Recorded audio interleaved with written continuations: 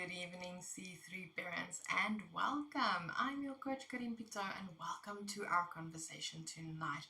Tonight we are talking about neurodiversity and gender diversity and how the two are linked. So let's dive in and let's play that intro.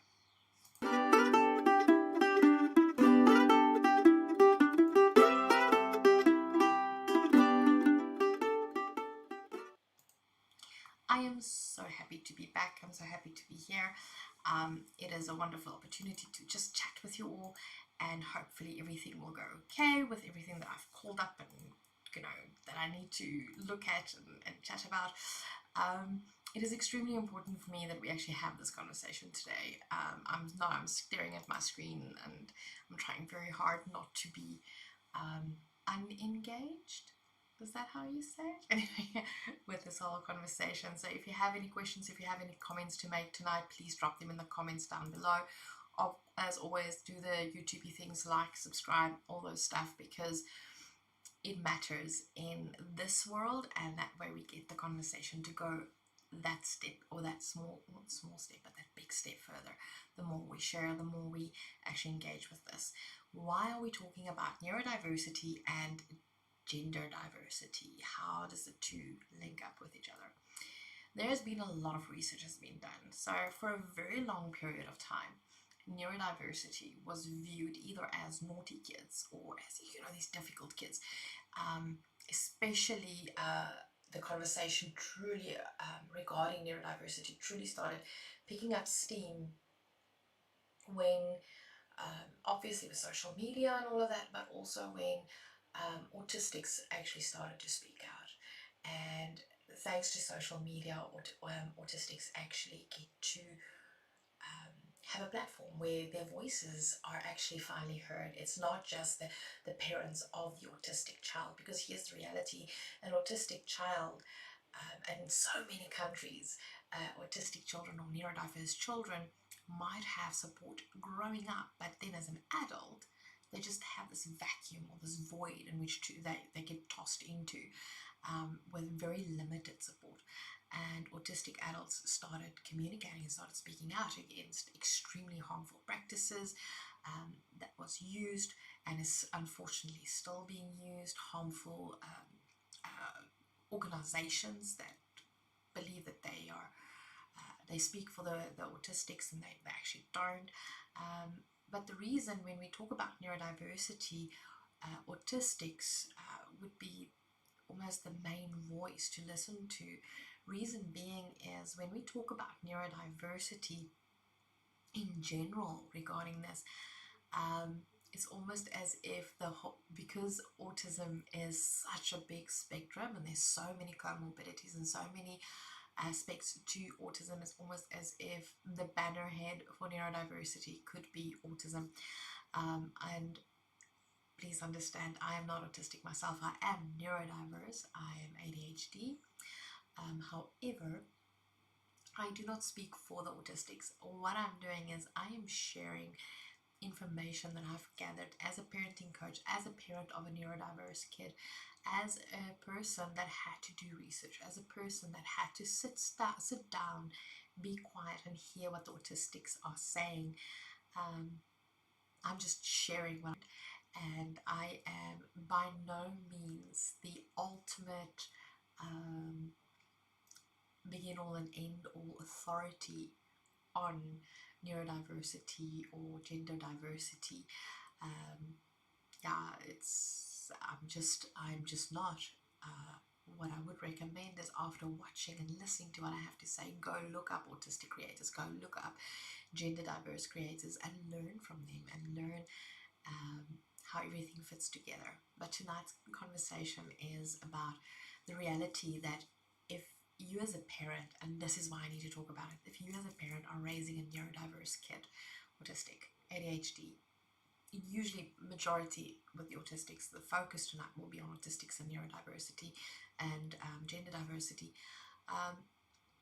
You are raising a child that will already, by the greater concept of society, will be marginalized. That is the reality of your child's life.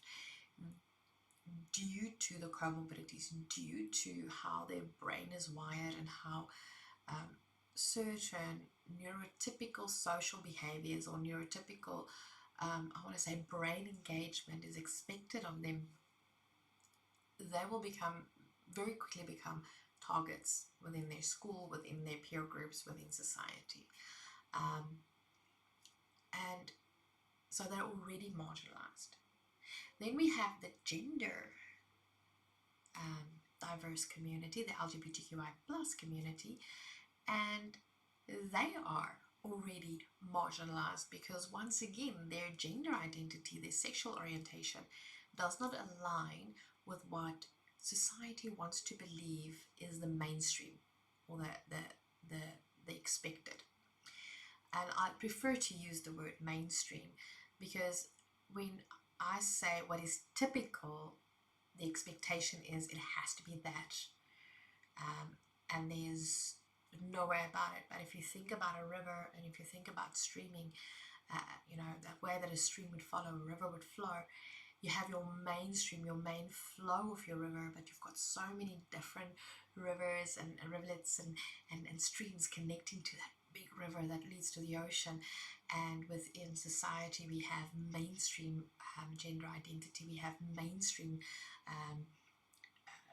neuro capacities, and but you have all these side streams and all these diverse streams and rivulets that connects to this big stream, and streams are more flexible, streams are more inclusive and can actually move things forward. So when we talk about the diversity, we're talking about those inlets, those smaller streams that's coming in. But what's happening currently in society, because society does not think of neurodiversity or gender diversity or sexual identity as a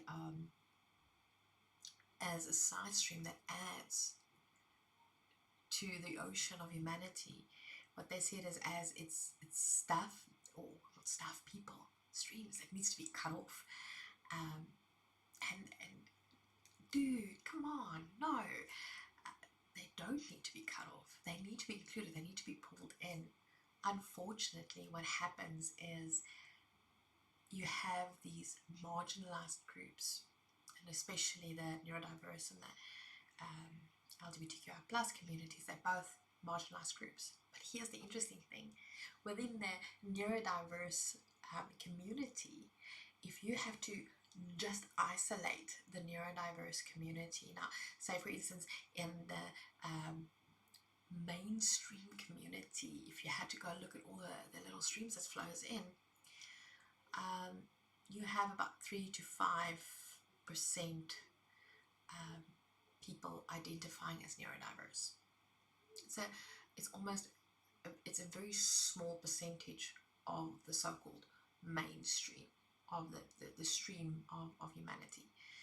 And I know that my percent is I think it might be higher. It might be like 10% or so, because obviously due to how the mainstream, how society views gender diversity, there is actually quite a percentage of people that don't step forward and will publicly admit that they are gender diverse. But if you go look at the neurodiverse community, if you go look at the neurodiverse community, about 40%. I want to read this to you. It's like autistic adults and adolescents are approximately 8 times more likely to identify as asexual or other sexuality than their non-autistic peers. So where you have this small percentage, if you had to isolate the two communities from each other, these two streams from each other, your percentage of kids identify as gender diverse jumps, and it jumps enormously in the neurodiverse community. What does this mean to us as parents raising neurodiverse kids? First of all, you as a parent, all parents, not just parents raising neurodiverse kids, have to be open and really open about the different ways that and that's where you start the conversation, the different ways that families can be made up. A mother and a mother, a father and a father, a father and a mother, a single father, sometimes grandparents, sometimes adoption, the different ways that we can have family units that come together. You need to have those conversations so that your child can learn that their current lived experience is not everybody's lived experience, and the way that they look at the world is different. Because the more accepting society is, the more your child is going to, the higher the chance that your child is going to end up in a class or in school or in a situation where they meet someone whose family dynamic or the makeup of their family looks different. And we don't want children to ostracize other people. We want them to include, and it starts with you as the parent. You need to teach inclusion. That's the first thing. The second thing is that you, as a parent of a neurodiverse kid, not just focus on supporting their neurodiversity. You're going to have to really read up on gender identity and start wrapping your head around how it works, how it fits together, so that your child, when they and if they are neurodiverse, not neurodiverse, they're already neurodiverse, gender diverse, they can come to you as a parent and say, hey, you know what, mom, dad, aunt, uncle, whoever the family members that is their home and their safe space, I'm attracted to, or I'm not attracted at all. And we need to be able to support them. We need to be able to have comfortable conversations to help them understand their world. If a child is already in a marginalized group and they have an additional reason to be marginalized, the scientists call it, I'm going to look up the word because I want you to that the word is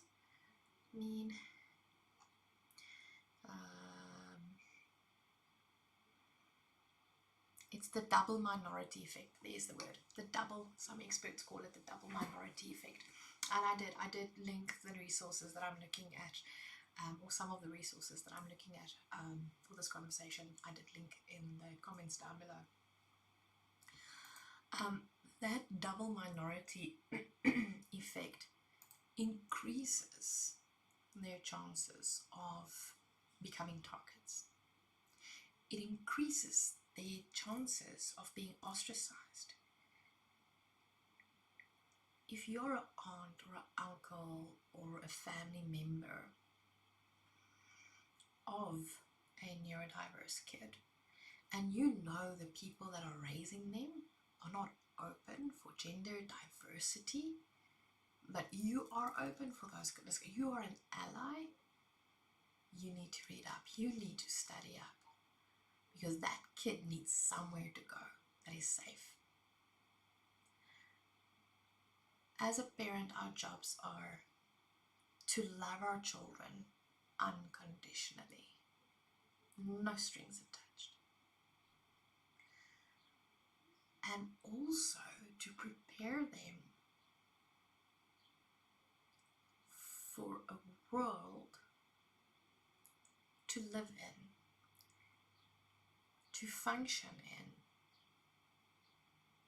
but also, instead of always pressuring our children to adapt to the world, stand up and fight for them so that the world adapts to them.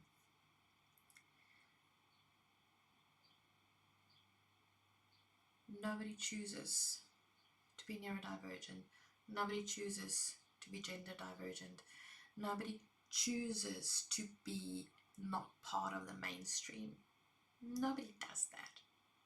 Not on purpose.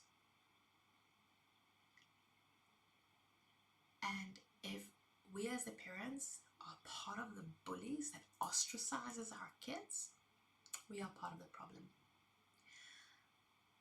So dearest parents, if you're raising a neurodivergent kid, go do your homework. Go learn about gender diversity. Be open about gender diversity. And understand, when we talk to our children about gender diversity at a young age, we're not talking sex.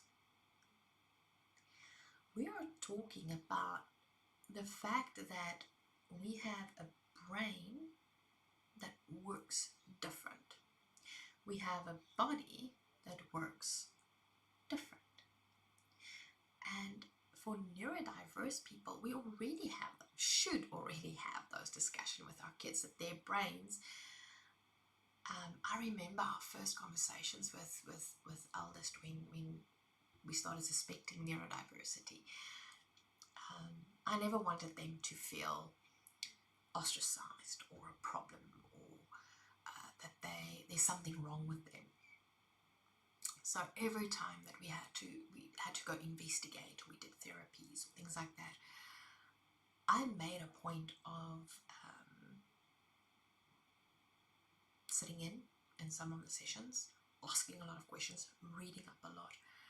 And because my approach to the whole journey has always been and will always be, I want to learn how your brain works so that I can help you find your voice.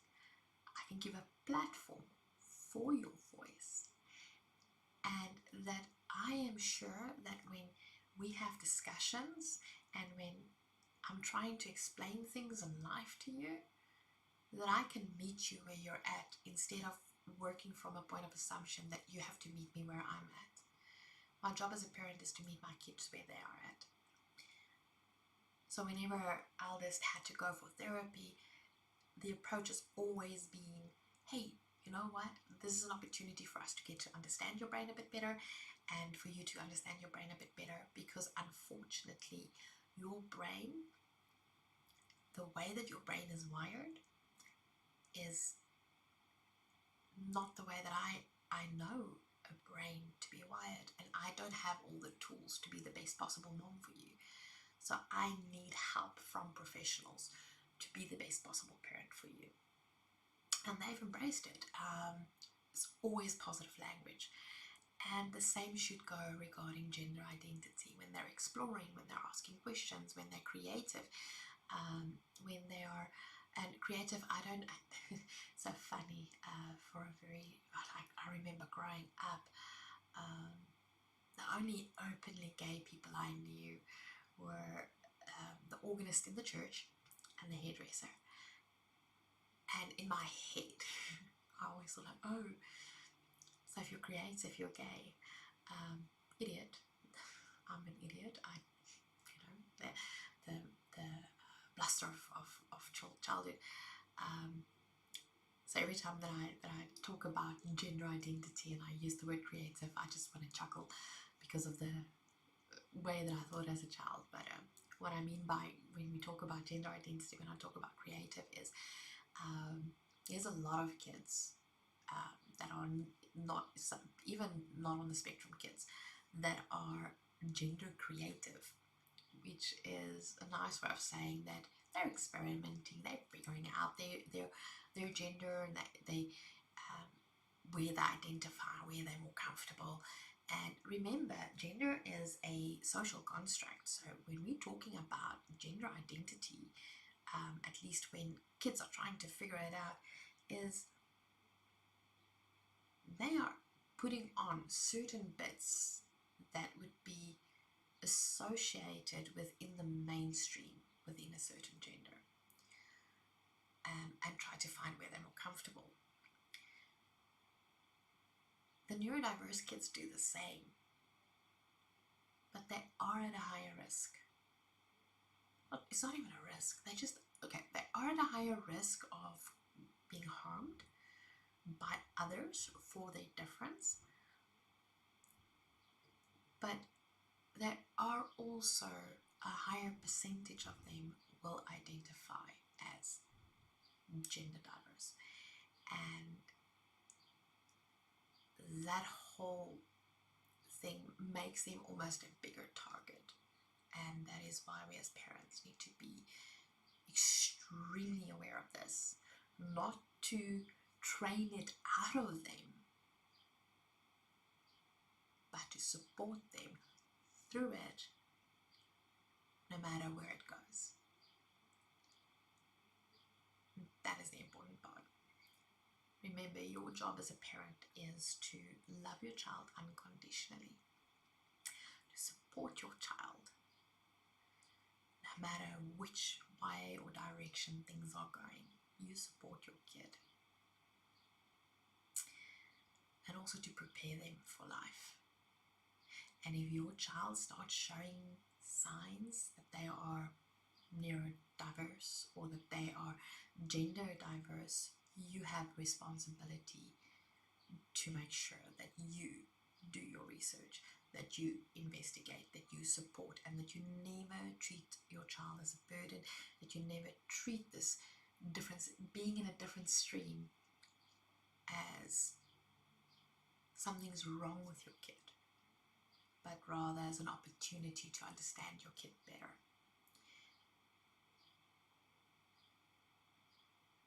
As a side note, I need to admit something, and it's just something that popped into my head now that I kind of realize now. It is ironic that raising a neurodiverse kid has made me a better parent than I would have been. Because if you raise a mainstream kid, it is so easy, and it's just easy to assume you know everything. You know how to support your kid, you know how to raise your kid, you know of kids. But when you're raising a kid that is one of the side streams and not a mainstream kid, then you start doing research. That is when you really start reading up and really start educating yourself and start seeing parenting not just as it's the next step for how we want to feel, but you start seeing it as we really need to make this, we really need to make this work, we really need to we need to help this kid, we need to support this kid, we need to get this kid to a space where we know, we understand, or at least not necessarily understand, but that we grasp on how to support our kid and how their needs keeps on changing.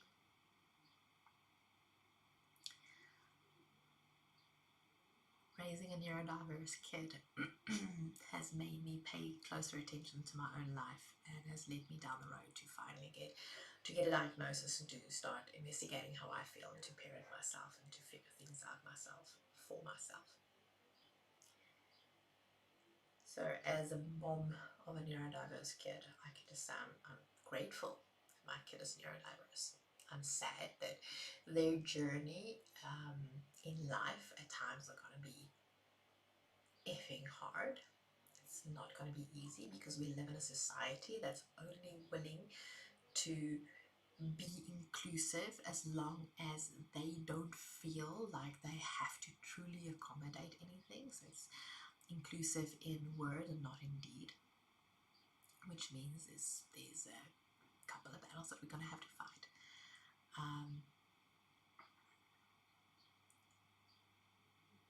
But if you refuse to do research on how to raise kids, if you refuse to have these conversations with your children, even if your child is a mainstream child, your child is worse off for it. And I say that loud and clear, and I honestly believe that. So as much as my heart breaks for my kiddo that their life at times are going to be unfairly difficult because society just at times does not want to get with the program,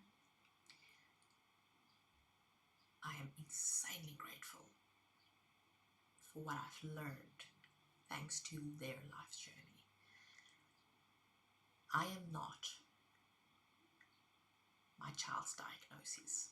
My child lives with their diagnosis, they live with their challenges, they live with their diversities. I am not that. I'm not, their diversity is not my identity.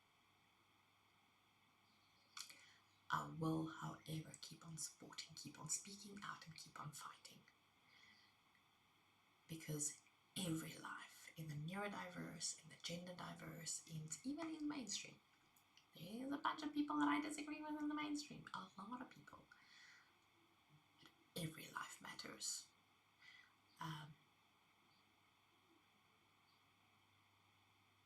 So yeah, anyway, I think I went a bit on a tangent. Oops. Right, guys, thank you for listening to the speech of the day. Today's thing. We've did a bit of a change in the studio. We did a bit of a change in how things look. I'm still busy sorting things out. I hope you guys are having a beautiful day and a beautiful night. Stay safe, hug your kids tight, and remember that we are moving forward, and we can do this. Stay safe and much love.